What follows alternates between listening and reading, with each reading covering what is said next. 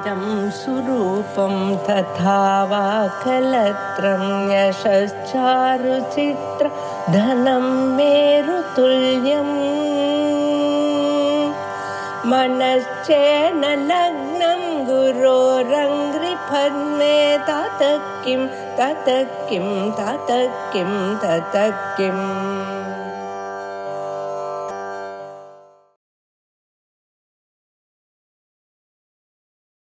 श्री गुरुभ्यो नमः।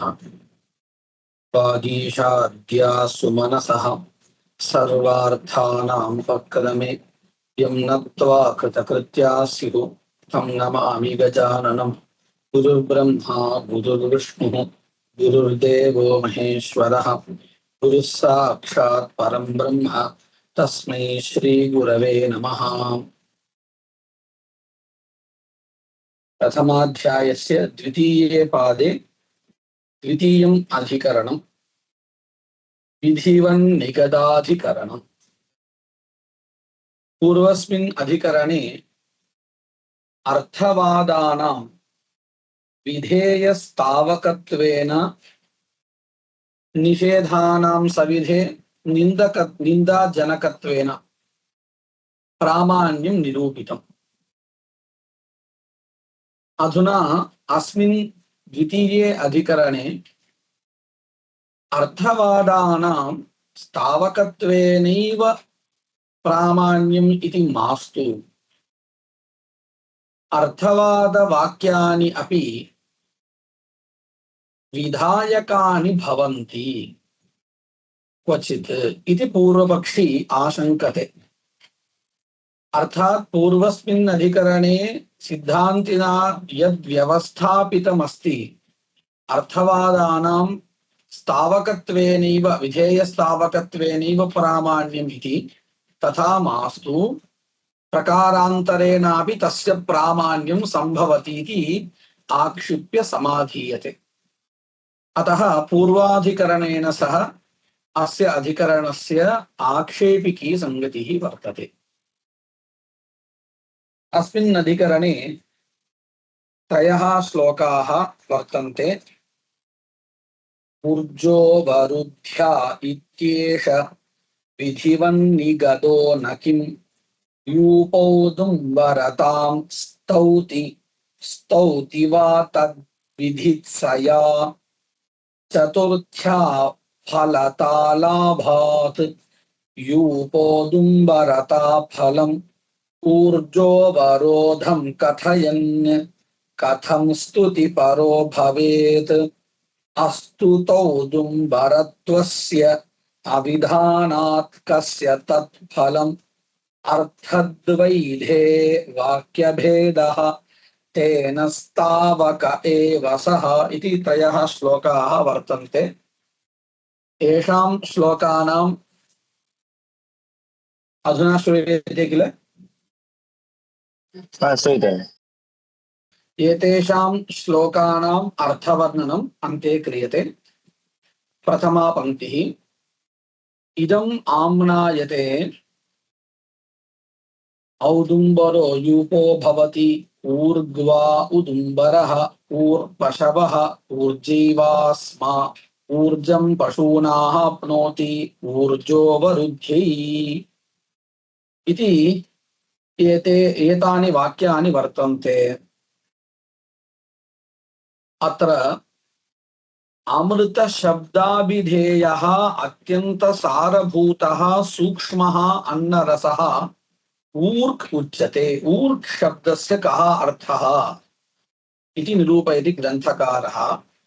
अस्माभिः भोज्यं किमपि गृह्यते चेत् सेव्यते चेत् तस्य पाकानन्तरम् इत्युक्ते भोजनं क्रियते, औष्ण्यवशात् पाकः भवति किल अन्तः, परिपक्वतां यदा याति तदनन्तरं भुक्तस्य परिणामरूपेण बलरूपेण यः भवति सा ऊर्क् इत्युच्यते। बलम् इति वा भवतु, बलः इत्युच्यते किल। तमिळ् भाषायां सत्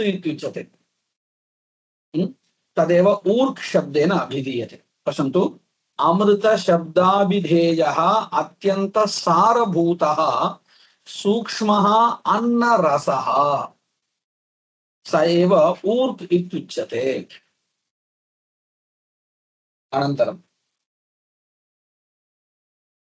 उदुम्बररूप ऊर्जा यजमानार्थम् अध्वर्युः पशुरूपाम् ऊर्जम् आप्नोति। अत्र वाक्यस्य अर्थवर्णनं क्रियते।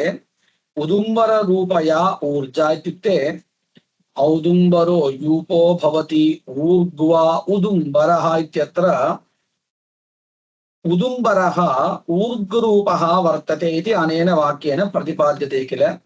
तस्मात् उदुम्बरः अपि ऊर्ध् श्रेष्ठः पदार्थः बलरूपः साररूपः इत्यर्थः। एवमेव अग्रे ऊर् पशवः इत्यपि वर्तते। तर्हि पशुः अपि ऊर्क् अस्ति। अनेन किम् अवगम्यते इति कथयति पूर्वपक्षी। उदुम्बररूप ऊर्जा उदुम्बरः इति कश्चन काष्ठविशेषः तदधुना ऊर्क् इति उक्तं। तस्मात् तादृश ऊर्जा उदुम्बरेण यूपं कृत्वा पशुरूप ऊर्क् प्राप्नोति। कः प्राप्नोति? अध्वर्युः प्राप्नोति। कस्मै? यजमानाय इति अर्थः। तदेव अत्र उच्यते उदुम्बररूप ऊर्जा यजमानार्थं न तु स्वार्थं। यजमानार्थम् अध्वर्युः पशुरूपाम् ऊर्जम् आप्नोति। ततः यूपस्य औदुम्बरत्वम् ऊर्क् ऊर्जसम्पादनाय भवति इत्यर्थः। औदुम्बरेण किमर्थं यूपः कर्तव्यः इत्युक्ते पशुरूप ऊर्क् सम्पादनाय इत्यर्थः अधुना पूर्वपक्षिणा उच्यते। अत्र पशुरूप फलबोधकं पदं किमपि अस्ति वा इति चेत् ऊर्जोवरुध्यै इत्यत्र अवरुध्यै इति चतुर्थ्यन्तं पदं वर्तते। कुतः अयं प्रश्नः इत्युक्ते ज्योतिष्टोमेन स्वर्गकामो यजेत इत्यत्र कमिपदयोगात् स्वर्गस्य उद्देश्यत्वम् अवगम्यते, स्पष्टम् अवगम्यते। तद्वत् अत्र पशुकामः इत्यादि पदानि न वर्तन्ते उद्देश्यं बोधयितुम्। अथापि पशुरूप फलम् अत्र भवति इति कथं ज्ञायते इति चेत् ऊर्पशवः इत्यत्र ऊर्क् स्वरूपा वर्तते पशुः इति यस्मादुक्तम्। अग्रे च ऊर्जोवरुध्यै इत्यत्र अवरुध्यै इति वर्तते किल चतुर्थ्यन्तं पदं। तेन इदम् अवगम्यते अत्र पशुरूप फलोद्देशेनैव उदुम्बरत्वं विधीयते इति पूर्वपक्षी कथयति। तदेव अत्र निरूपयति। पश्यन्तु अत्र अवरुध्यै इति तादर्थ्ये चतुर्थी तदर्थं पशुरूप फल प्राप्त्यर्थम् इत्यर्थः। तया फलत्वं गम्यते। चतुर्थ्या तया फलत्वं गम्यते। तत्र दृष्टान्तं प्रदर्शयति। धनलाभाय राजसेवा इति लोके बहुत्र दृष्टं वर्तते व्यवहारः। तर्हि राजसेवा किमर्थं कर्तव्या इति चेत् धनलाभाय इत्यत्र चतुर्थी श्रूयते। तद्वदेव अत्रापि धनलाभाय राजसेवा इत्यादौ तद्दर्शनात् चतुर्थ्याः तदर्थत्व अवबोधनं तत्र दृश्यते इत्यर्थः। धनलाभाय राजसेवा इत्यादौ तद्दर्शनात् न च फलपरस्य वचनस्य स्थावकत्वं युज्यते। सिद्धान्ती कथयिष्यति अर्थवादवाक्यमत्र स्तुतिबोधकमेव न फलसम्बन्धबोधकमस्ति इति कथयिष्यति। तन्मनसि निधाय पूर्वपक्षी वदति फलपरस्य वचनस्य स्थावकत्वं न युज्यते। कुतः फलं बोधयितुम् आगतमिदं वाक्यम् एकस्यैव वाक्यस्य कार्यद्वयं न सम्भवति इति पूर्वपक्षिणः अभिप्रायः। यदि फलपरस्यापि वचनस्य वाक्यस्य स्थावकत्वम् अङ्गीक्रियते तर्हि ज्योतिष्टोमेन स्वर्गकामो यजेत इत्यत्र स्वर्गकामशब्दस्यापि फलसम्बन्धबोधकत्वं न स्यात् किन्तु स्थावकत्वमेव स्यात्। इदं तु भवतामपि नेष्टं वर्तते सिद्धान्तिनां। तदेव वदति पूर्वपक्षी। पश्यतु, अन्यथा अर्थात् फलपरस्य वाक्यस्य वचनस्य स्थावकत्वे स्थावकत्वस्वीकारे स्वर्गकामः इत्यत्र स्वर्गशब्दस्यापि ज्योतिष्टोमत स्थावकत्व प्रसंग आपत्तिः स्यात् इति प्राप्ते ब्रूमः सिद्धान्तः अयम् ऊर्क अवरोधः। अवरोधो नाम प्राप्तिः इत्यर्थः। ऊर्क अवरोधः फलमिति भवता पूर्वपक्षिणा उच्यते। कस्य फलम्? उदुम्बरत्वस्य वा अथवा कस्य वर्तते इति पृच्छति। कस्य फलं स्यात्? किम् अविहितस्य औदुम्बरत्वस्य उत विहितस्य?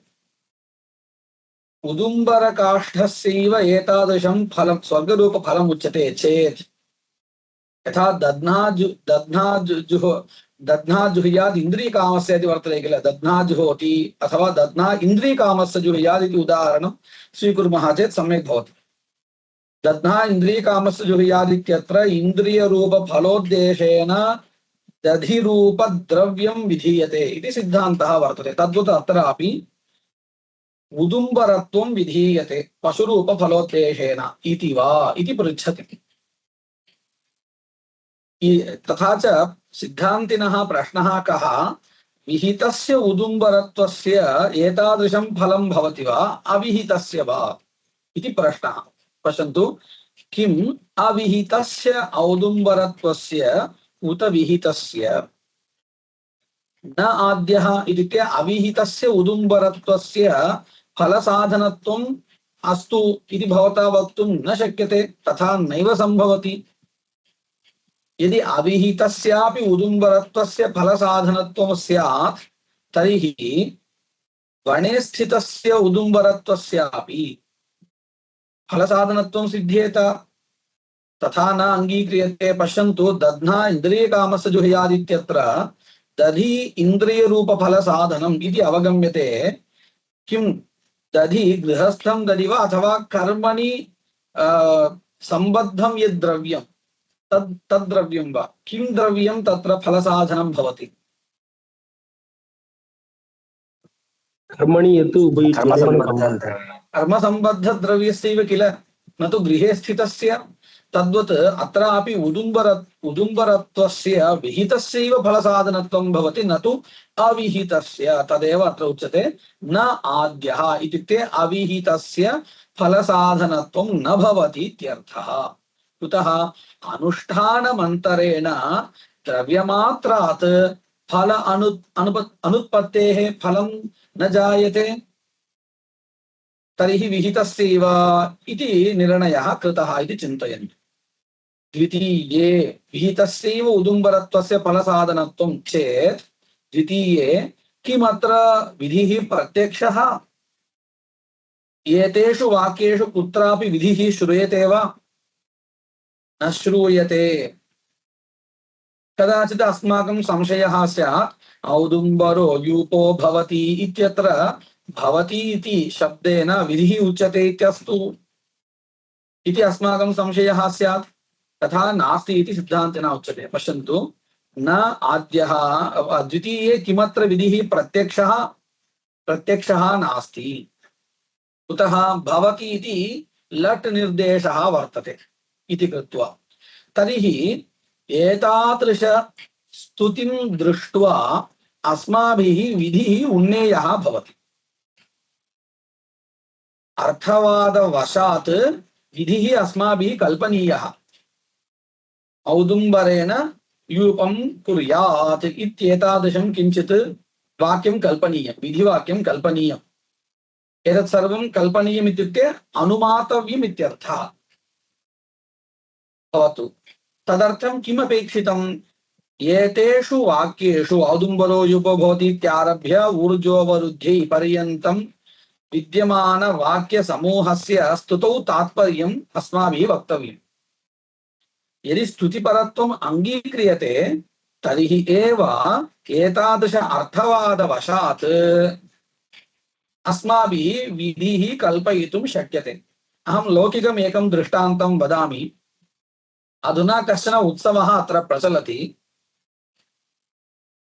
अहं ध्वनियन्त्रणं किञ्चित् मैक् स्वीकृत्य भाषणं करोमि, सर्वेषां पुरतः भाषणं करोमि। अस्माकं प्रधानमन्त्रिणः स्तुतिं करोमि किमपि। तेन किम् अवगम्यते सर्वेषां? पश्यन्तु, किमर्थं सः प्रधानमन्त्रिणः विषये किमपि वदति? अत्र तु उत्सवः प्रचलति, कः अतिथिः इति न ज्ञायते। अनेन तु प्रधानमन्त्रिणः स्तुतिः क्रियते। तेन किम् अवगम्यते? कदाचित् प्रधानमन्त्री अत्र मुख्यातिथिर्वा इति भवति किल अस्माकं प्रत्ययः।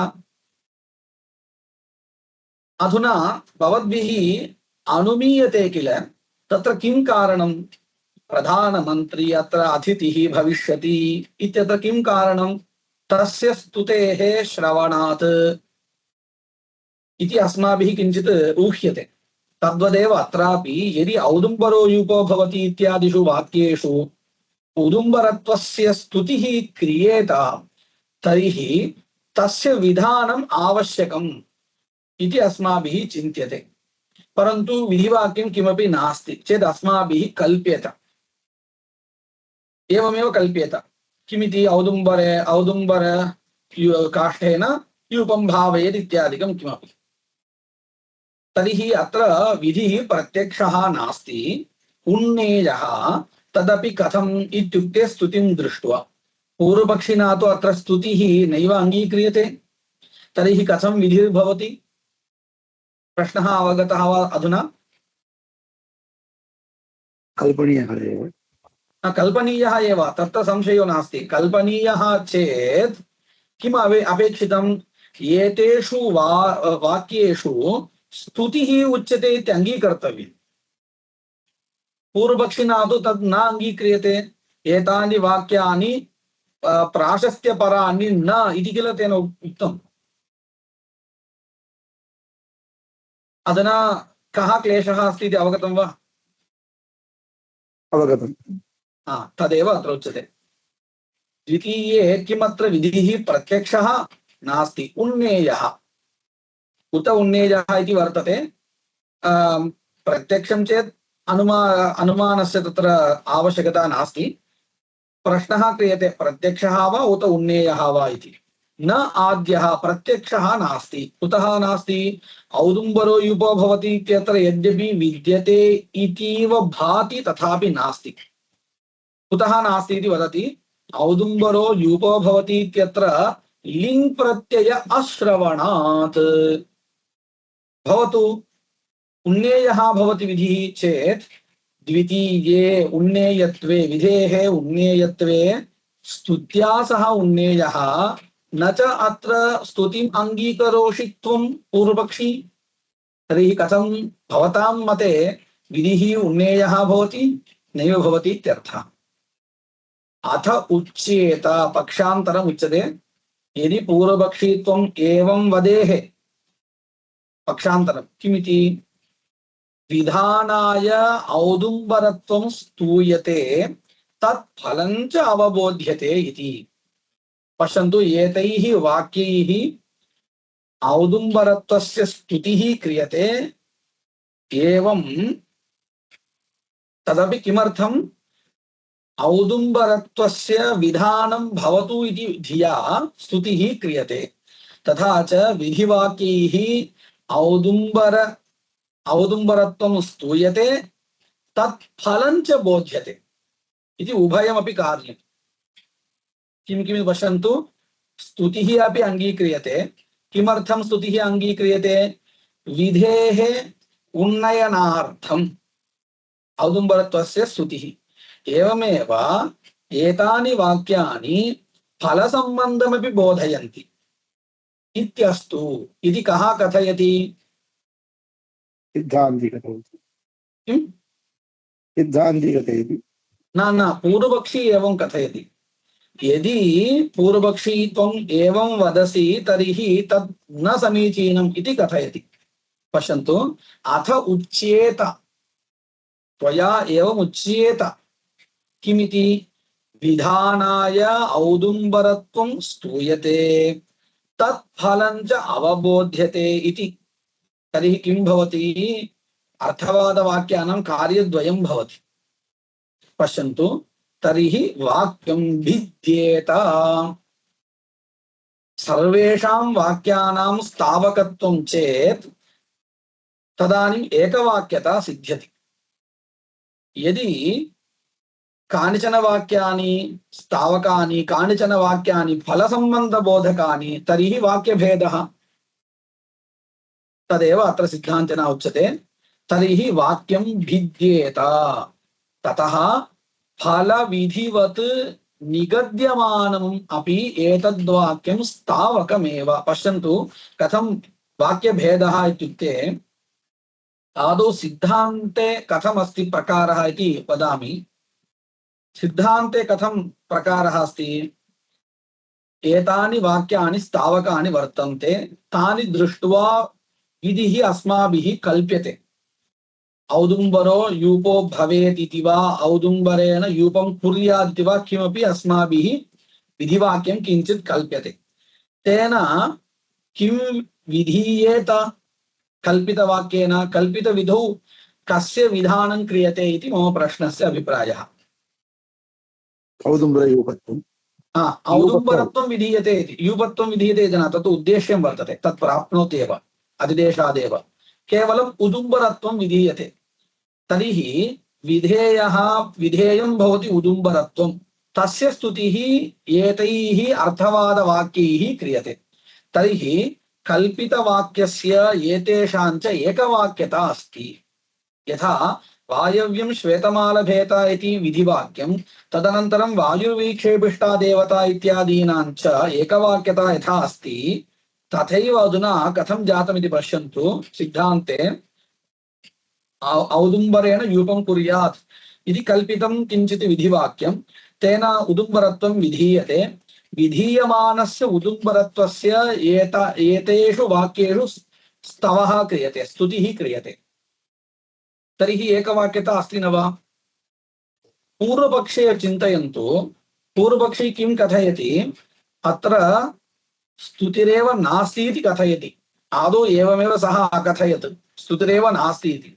स्तुतिर्नास्ति चेत् औदुम्बरत्वस्य विधानमेव न सम्भवति। स्तुतिः अस्ति चेदेव विधेः उन्नयनं सम्भवति। तदेव नास्ति इति आदौ अकथयत्, अनन्तरं स्वमतं परिवर्तितवान्।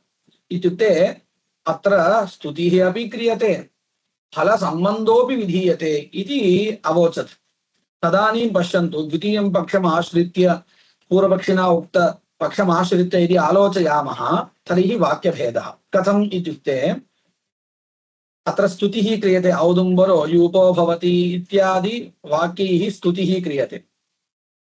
एवमेव ऊर्जोऽवरुद्ध्यै इति वाक्येन फलसम्बन्धः बोध्यते।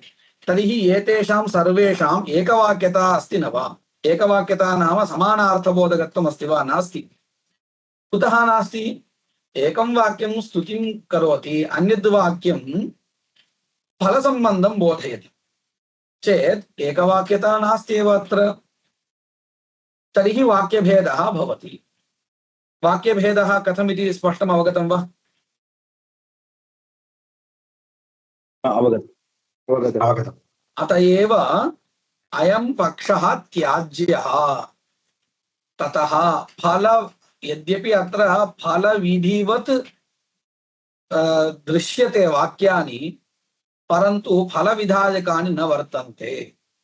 एवं दृष्ट्वा ऊर्जोऽवरुद्ध्यै इति चतुर्थ्यन्तं पदमस्ति, ऊर् शब्दः अस्ति। एतत् सर्वं दृष्ट्वा एतानि अर्थवादवाक्यानि फलसम्बन्धबोधकानि इति भासेत अथापि न पूर्वस्मिन् अधिकरणे यथा उक्तम् अर्थवादवाक्यानां स्थावकत्वेन प्रमाणम् इति प्रामाण्यमिति तथैव अत्रापि इति उच्यते।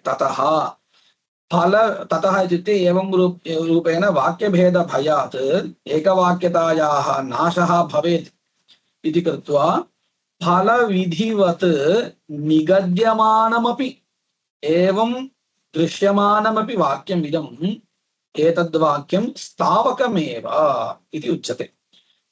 अधुना उक्तस्य समग्रस्य विषयस्य संग्रहः क्रियते। ऊर्जोऽवरुद्ध्या इत्येषः विधिवत् निगदः न किम् इत्युक्ते ऊर्जोऽवरुद्ध्यै इत्येषः विधिवन्निगदः विधिवद् अस्ति न वा इत्युक्ते विधिः अथवा न किम् केवलं यूप औदुम्बरतां स्तौति सिद्धान्तः अयं सिद्धान्तः इत्युक्ते संशयः आदौ प्रदर्शनीयः किल। अत्र एकेन श्लोकेन संशयप्रदर्शनं क्रियते। कथं पश्यन्तु ऊर्जोऽवरुद्ध्यै इत्येषः विधिवत् निगदः इति प्रथमः पक्षः। न किम् इत्युक्ते यूप औदुम्बरतां स्तौति द्वितीयः पक्षः केवल स्तुतिमात्रम् इति। तृतीयः पक्षः स्तौति किमर्थं स्तौति तद्विधित्सया औदुम्बर विधानार्थं स्तुतिं करोति। तृतीयः पक्षः इत्युक्ते स्तौति फलसम्बन्धमपि बोधयति इति वा इति त्रयः पक्षाः अत्र प्रदर्शिताः। तत्र प्रथमः पक्षः तृतीयः पक्षः पूर्वपक्षः। पूर्वपक्षस्य उल्लेखनं श्लोके क्रियते। चतुर्थ्या फलता लाभात् यथा द्वितीयया विभक्त्या उद्देश्यत्वम् ईप्सितत्वाख्यम् उद्देश्यत्वम् अवगम्यते तद्वदेव चतुर्थ्या विभक्त्या अपि। चतुर्थ्या फलता लाभात् यूप औदुम्बरता फलम् ऊर्जोऽवरोधं कथयन् यूप औदुम्बरतायाः फलं किम् ऊर्जः अवरोधः अवरोधो नाम अत्र प्राप्तिः कथयन् कथं स्तुतिपरः भवेत् एतावत्पर्यन्तं पूर्वपक्षः। स्तुतिपरः न भवति फलसम्बन्धबोधकः इत्यर्थः। अस्तुत औदुम्बरत्वस्य अविधानात् अस्तुतौ उदुम्बरत्वस्य इति विभागः कर्तव्यः। अविधानात् उदुम्बरत्वम् एतावता न विहितम्। एवं रूपेण अविहितस्य औदुम्बरत्वस्य स्तुतिः न संभवति। कस्य फलं भवेत्? विहितस्य फलं कदाचित् भवेत्। उदुम्बरत्वं विहितं चेत् तस्य फलं भवेत् पशुरूपं फलं। तदेव न विहितम् इत्यर्थः। अर्थद्वैधे अन्ते यः पक्षः उक्तः अथ उच्येत इति तदत्र संगृह्यते। पश्यन्तु अथ उच्येत इत्यत्र किम् उक्तम्? औदुम्बरस्य विधानार्थं स्तुतिरपि क्रियते फलसम्बन्धः अपि बोध्यते इत्युक्तम्। तदेव अत्र उच्यते। अर्थद्वैधे वाक्यभेदः स्यात् तेन वाक्यभेदभयात् स्थावकः एव सः इति समग्रस्यापि अधिकरणस्य संग्रहः कृतः। अत्रैव प्राभाकरमतानुसारेण अधिकरणरचना क्रियते। अत्रैव गुरुमतेन पूर्वोत्तरपक्षौ आह। आप्नोति इति विधित्वस्य वादत्वस्याप्यनिर्णयात् न प्रमाचोदनेत्येतन्नवादो ह्येकवाक्यता। ऊर्जं पशूनाप्नोति इति अपूर्वार्थत्वात् विधित्वं प्रतिभासते लिंगाद्यभावात् अर्थवादत्वं च प्रतिपाद्यते इत्यर्थः। पश्यन्तु औदुम्बरो यूपो भवति इत्यत्र ऊर्जं पशूनाप्नोति इत्यनेन पशुरूपफलोद्देशेन विधीयते इति अवगम्यते। कुतः? पशुरूपफलस्य फलसम्बन्धस्य अज्ञातत्वात् तर्हि अज्ञातत्वेन अपूर्वार्थत्वम् अवगम्यते, अतः विधित्वं भवतु इति एकया दृष्ट्या ज्ञायते। परन्तु औदुम्बरो युपो भवति इति लिङ्गाद्यभावात् अस्य विधित्वं वक्तुं न शक्यते इत्यपि ज्ञायते। तर्हि अर्थवादत्वमस्तु इति कदाचित् भवेत् अस्माकं बुद्धौ। तर्हि एवं रूपेण प्रकारद्वयेन वर्तमानत्वात् अस्य वाक्यस्य अप्रामाण्यमेव इति कथयति सः। पश्यन्तु, ऊर्जं पशूनाप्नोति इति अपूर्वार्थत्वात् विधित्वं प्रतिभासते, लिङ्गाद्यभावात् अर्थवादत्वं प्रतिपाद्यते, अतः संदिग्धत्वात् न प्रामाण्यं चोदनायाः, न केवलम् अस्य वाक्यस्य समग्र चोदनायाः अप्रामाण्यमस्तु इति प्राभाकरमतानुसारेण पूर्वपक्षः। पंक्त्यर्थः सम्यक् अवगतः वा? अवगतम्। सिद्धान्तः उच्यते एकवाक्यत्वलाभेन अर्थवादत्वं निर्णीयते। यथा भाट्टमते एकवाक्यता अंगीकृता तद्वदेव अत्रापि एकवाक्यत्वलाभेन अर्थवादत्वं निर्णीयते, अतः प्रमाणं चोदना इति राद्धान्तः सिद्धान्तः इत्यर्थः। अग्रिमं तृतीयम् अधिकरणं हेतुवन्निगदाधिकरणम्। पूर्वं तु फलसम्बन्धबोधकत्वेन अर्थवादवाक्यानां प्रामाण्यम् अस्तु इति पूर्वपक्षिणा पृष्टम्। पश्यन्तु, क्रमेण एवमस्ति। प्रथमाधिकरणे सिद्धान्तिना किं निरूपितम्? अर्थवादवाक्यानां विधेयस्तावकत्वेन प्रामाण्यमस्ति इति स्थापितम्। द्वितीयाधिकरणे पूर्वपक्षिणा किम् आशंकितं? केवलस्तावकत्वेनैव अर्थवादानां प्रामाण्यं मास्तु, फलसम्बन्धबोधकत्वेनापि अस्तु इति आशंकितम्। अधुना स एव पूर्वपक्षी किं पृच्छति? यद्यपि फलसम्बन्धबोधकत्वेन प्रामाण्यं न संभवति, अन्यस्मिन् उदाहरणे हेतुसमर्पकत्वेन अर्थवादवाक्यानां प्रामाण्यमस्तु। तर्हि त्रिषु अपि अधिकरणेषु प्रामाण्यमस्ति इति संशयो नास्ति। केन रूपेण इत्यत्र संशयः। प्रथमाधिकरणे सिद्धान्तिना व्यवस्था कृता प्रामाण्यं वर्तते इति, तद् अंगीकृतं पूर्वपक्षिणापि। द्वितीयाधिकरणे भवता येन प्रकारेण प्रामाण्यं सम्पादितं तथा मास्तु इत्येव अभिप्रायः पूर्वपक्षिणः।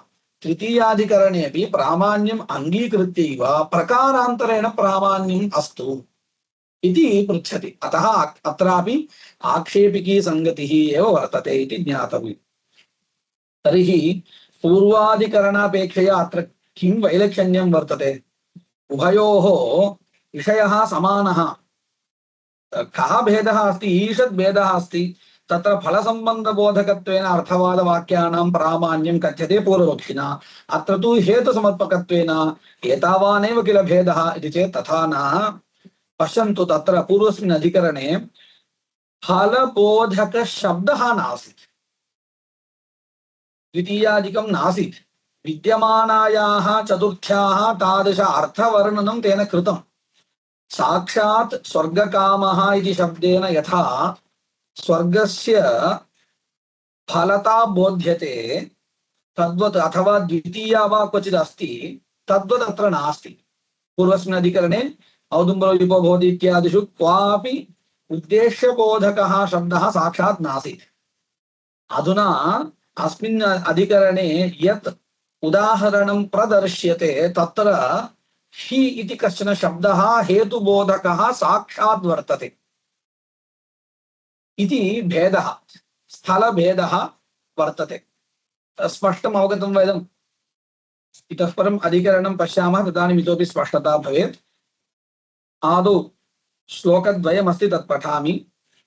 तेन ह्यन्नमिति प्रोक्तः वादो हेतुरुतस्तुतिः हीनाश्रुता हेतुतातः शूर्पमन्यच्च साधनं शूर्पसाधनता श्रौती नाश्रौतैः सा विकल्प्यते अतो निरर्थको हेतुः स्तुतिस्तस्मात् प्रवर्तिका।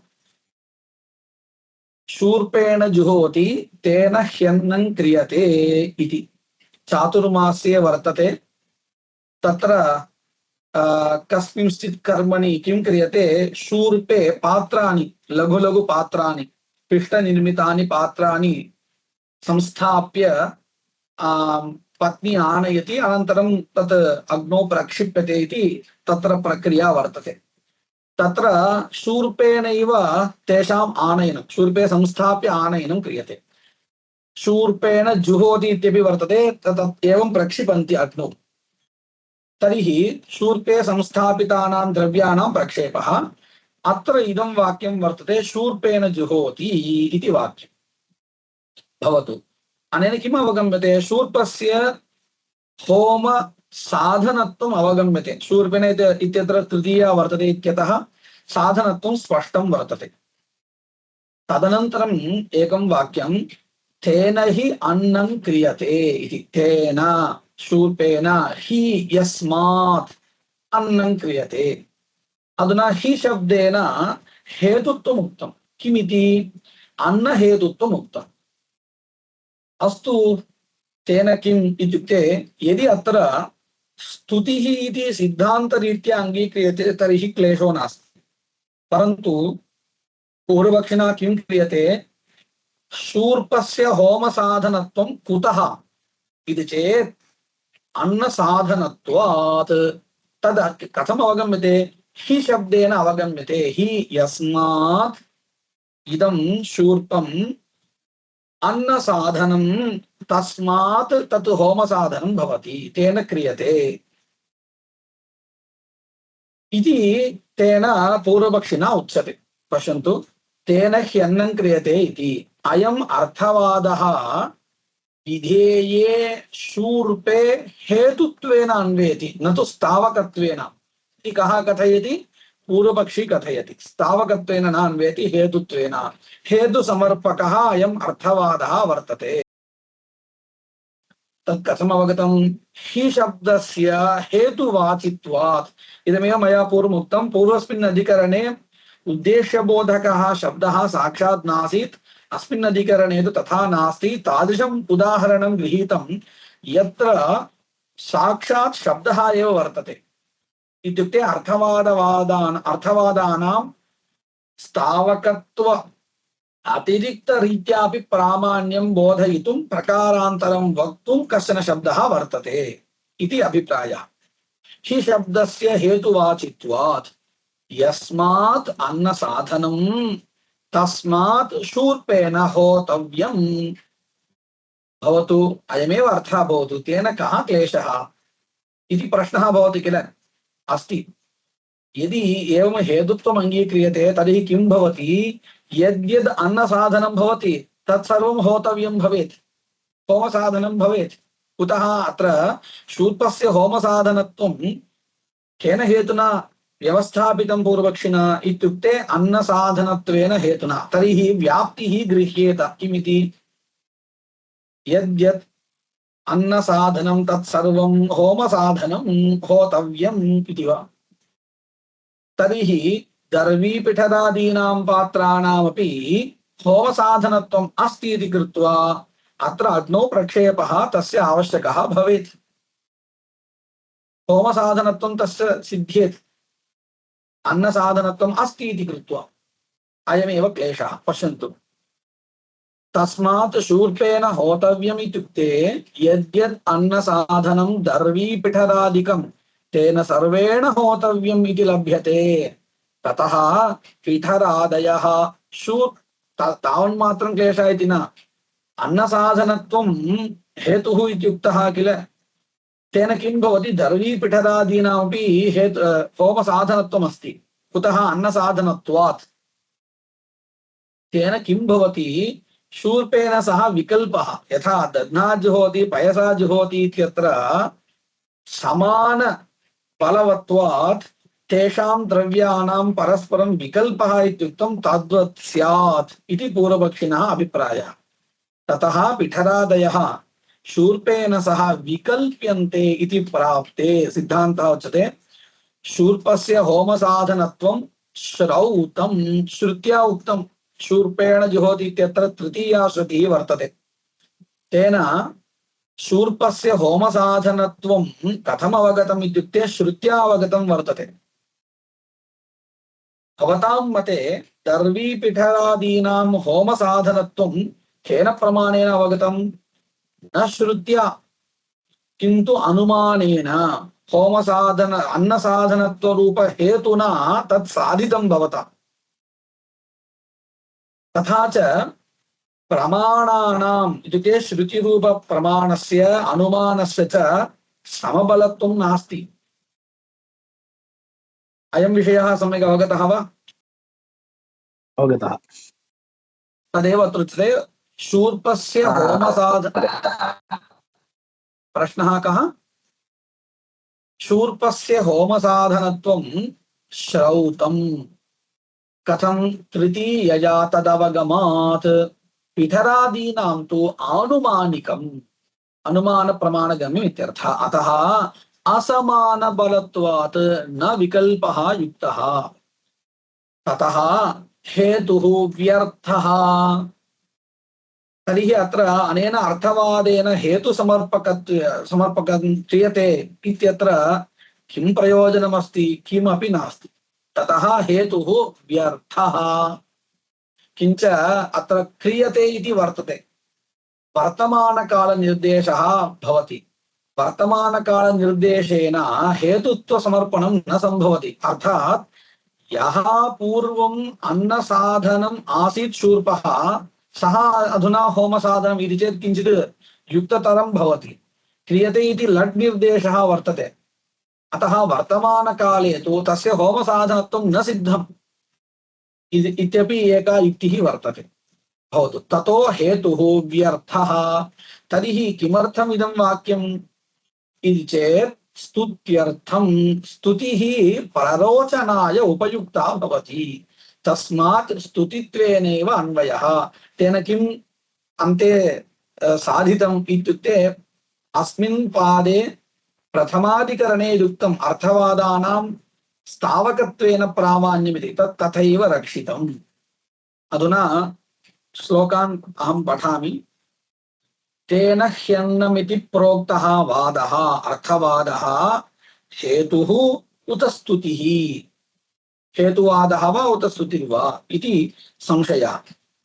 पूर्वपक्षी कथयति हिना हि इति शब्देन इत्यर्थः। श्रुता हेतुता हि शब्देन हेतुत्वं श्रुतम्। तस्मात् शूर्पम् अन्यच्च। अन्यच्च इत्युक्ते यद्यद् अन्नसाधनं तत्सर्वम् अन्यच्च होमसाधनं भवति विकल्पेन इति पूर्वपक्षः। तदानीं सिद्धान्ती कथयति शूर्पसाधनता श्रौती न अश्रौतैः सा विकल्प्यते। अश्रौतैः इत्युक्ते श्रुतिप्रमाण अनवगतैः प्रमाणान्तरेण अवगतैः दुर्बलप्रमाणेन अवगतैः सह श्रौती श्रुतिना विहिता न विकल्प्यते।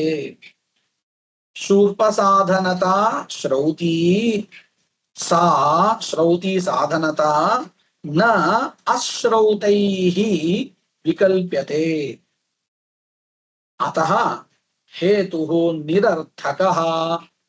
स्तुतिः स्तुतिपरः एव अयं वादः। तस्मात् प्रवर्तिका प्ररोचिका इत्युक्ते कर्मणि प्रवर्तयति इत्यर्थः। अस्मिन् पादे अन्तिमम् अधिकरणं चतुर्थम् अधिकरणं मन्त्राधिकरणम् इति। अस्मिन्नपि अधिकरणे श्लोकद्वयम् अस्ति। पश्यन्तु प्रथमपादे सर्वांशेन विधेः प्रामाण्यं निरूपितम्। तदनन्तरं वेदभागस्यैव अर्थवादस्य प्रामाण्यं निरूपितम्। अधुना अन्यस्य भागस्य मन्त्ररूपस्य प्रामाण्यं निरूप्यते। तर्हि अत्र अवसरसङ्गतिः वर्तते।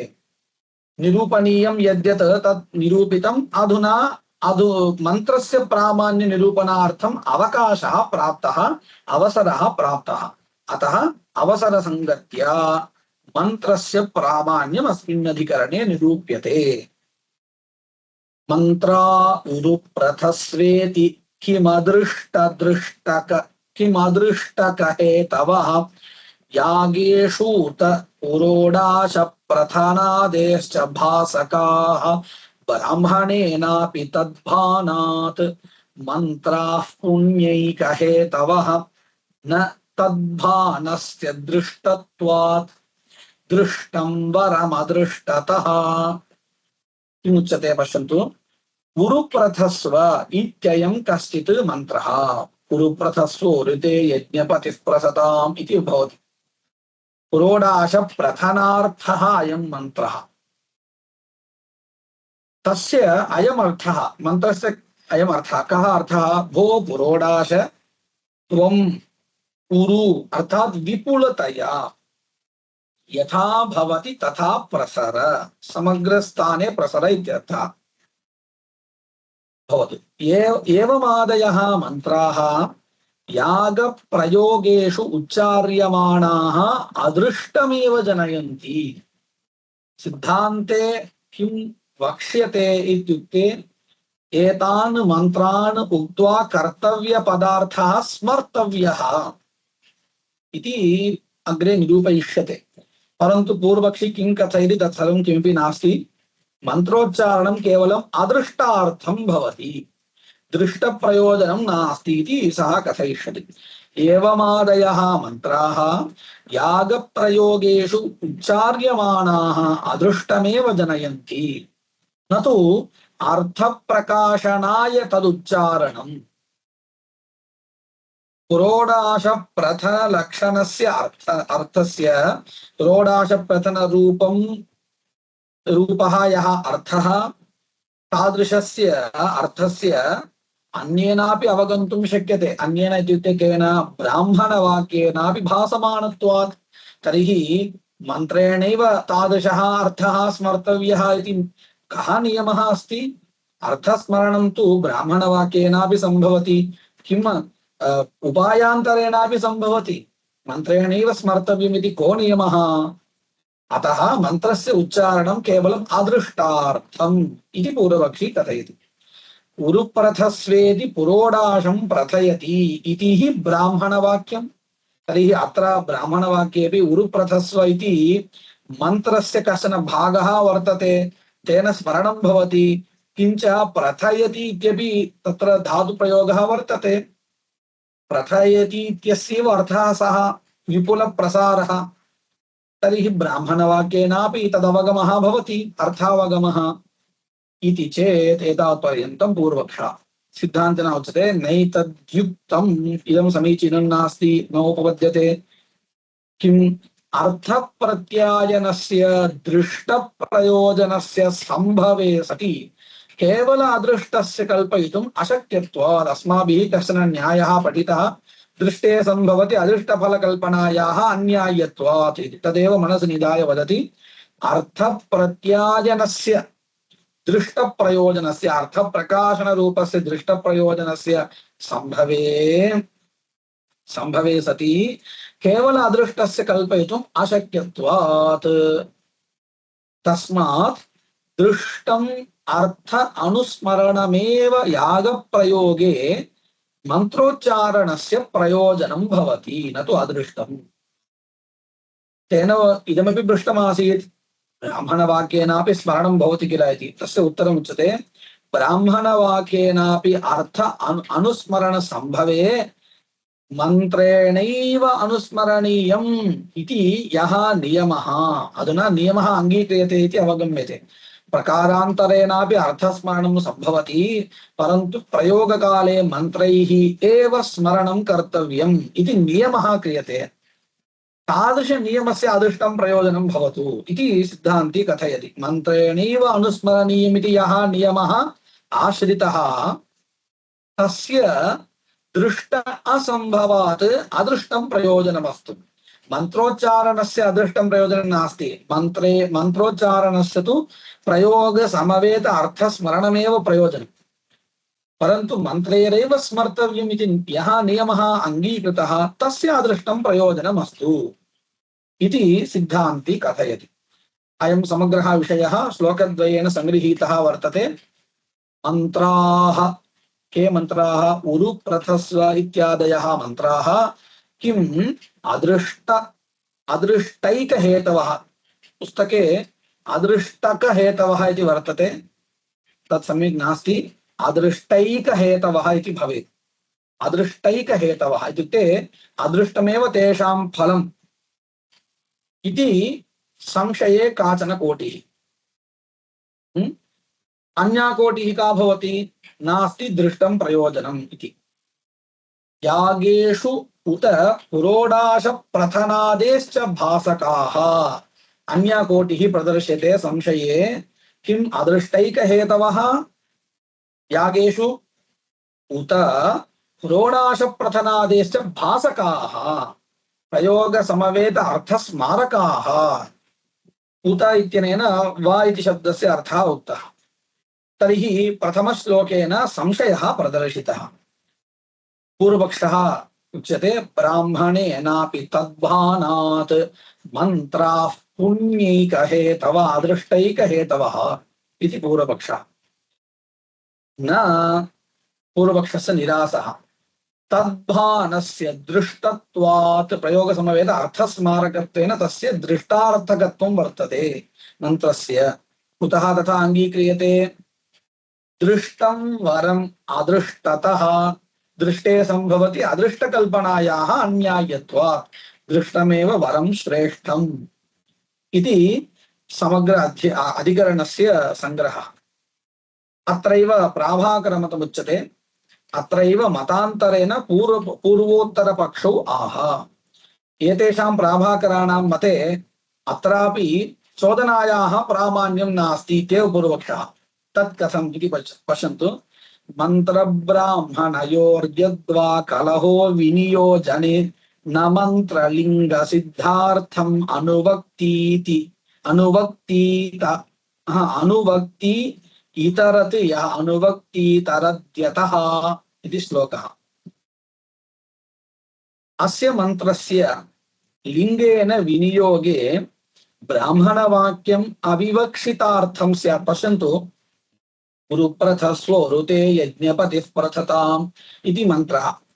मन्त्रार्थ अवलोकनेनैव अस्माभिः इदं ज्ञातुं शक्यते अयं मन्त्रः पुरोडाश प्रथनाङ्गम् इति अवगम्यते। लिङ्गेनैव, लिङ्गेन नाम अर्थगत सामर्थ्येन। तर्हि विनियोगार्थं किञ्चित् ब्राह्मणवाक्यं नापेक्षितम् इति स्थितिः वर्तते। परन्तु ब्राह्मणवाक्यमपि अस्ति। तर्हि अधुना उभयोर्मध्ये लिङ्गवाक्ययोर्मध्ये किं प्रमाणं विनियोजकं भवति इति कलहः अस्ति। तस्मात् चोदनायाः अप्रामाण्यम् इति कः कथयति? प्राभाकरमते पूर्वपक्षी कथयति। अस्य मन्त्रस्य लिङ्गेन विनियोगे सति ब्राह्मणवाक्यम् अविवक्षितार्थं स्यात्। यदि लिङ्गेनैव विनियोगः अङ्गीक्रियते तर्हि ब्राह्मणवाक्यं व्यर्थम्। यदि ब्राह्मणवाक्येन विनियोगः तर्हि लिङ्गं व्यर्थम्। वाक्येन विनियोगे मन्त्रलिङ्गं न विवक्ष्येत इति उभयोः विरोधात् अप्रामाण्यं चोदनायाः इति पूर्वपक्षः। सिद्धान्ती कथयति अत्र विरोधः एव नास्ति उभयोः। प्रबलं प्रमाणम् आदौ प्रवर्तते, तदनन्तरं कश्चन अर्थः सिद्धः भवति। इत्युक्ते लिङ्गम् अत्र प्रबलं प्रमाणं वर्तते, तेन आदौ विनियोगः क्रियते। कृतं चेत् क्लुप्तस्य अर्थस्य केवलम् अनुवादः वाक्यप्रमाणेन ब्राह्मणवाक्येन भवति इत्यवगम्यते। अधुना विरोधः एव नास्ति। विरोधः कदा भवेत्? लिङ्गेन क्वचित् विनियोगः, ब्राह्मणवाक्येन अन्यत्र विनियोगः, उभयोः अपि विनियोजकत्व अङ्गीकारे कलहः भवति। अत्र तु तथा नास्ति। लिङ्गम् एकमेव प्रमाणं विनियोजकं। विनियोजनानन्तरं क्लुप्तः यः अर्थः तम् अनुवदति वाक्यप्रमाणम्। अधुना विरोधः एव नास्ति इति सिद्धान्ती कथयति। नायं विरोधः प्रबलेन हि लिङ्गेन विनियोगसिद्धौ वाक्यस्य अनुवादकत्वात् इति सिद्धान्तः। अयं समग्रः विषयः श्लोकेन उच्यते। मन्त्रब्राह्मणयोर्यद्वा कलहो विनियोजने कलहः इत्युक्ते विरोधः वर्तते। कयोः? मन्त्रब्राह्मणयोः। अतः अप्रामाण्यमिति अस्माभिः अध्याहार्यम्। सिद्धान्तः उच्यते न कलहो नास्ति। मंत्रलिंग सिद्धार्थम मंत्रलिंगेन यः सिद्धः अर्थः तम अनुवक्ति कः इतरत् प्रमाणम्। किं प्रमाणं? ब्राह्मणवाक्यम् इतरत् प्रमाणं मंत्रलिंग सिद्धम् अर्थमेव अनुवदति, न किंचित् विनियुज्यते अनेन। यस्मात् एवं विनियोगो नास्ति अनुवादः एव अस्ति उच्यते तस्मात् कलहो नास्ति इति अधिकरणविषयः संगृहीतः वर्तते। अधुना अत्र द्वितीयः पादः समाप्तिमेति अत्र समापयामः। वागीशाद्याः सुमनसः सर्वार्थानामुपक्रमे यं नत्वा कृतकृत्याः स्युः तं नमामि गजाननम्। गुरुर्ब्रह्मा गुरुर्विष्णुः गुरुर्देवो महेश्वरः गुरुः साक्षात् परब्रह्म तस्मै श्री गुरवे नमः।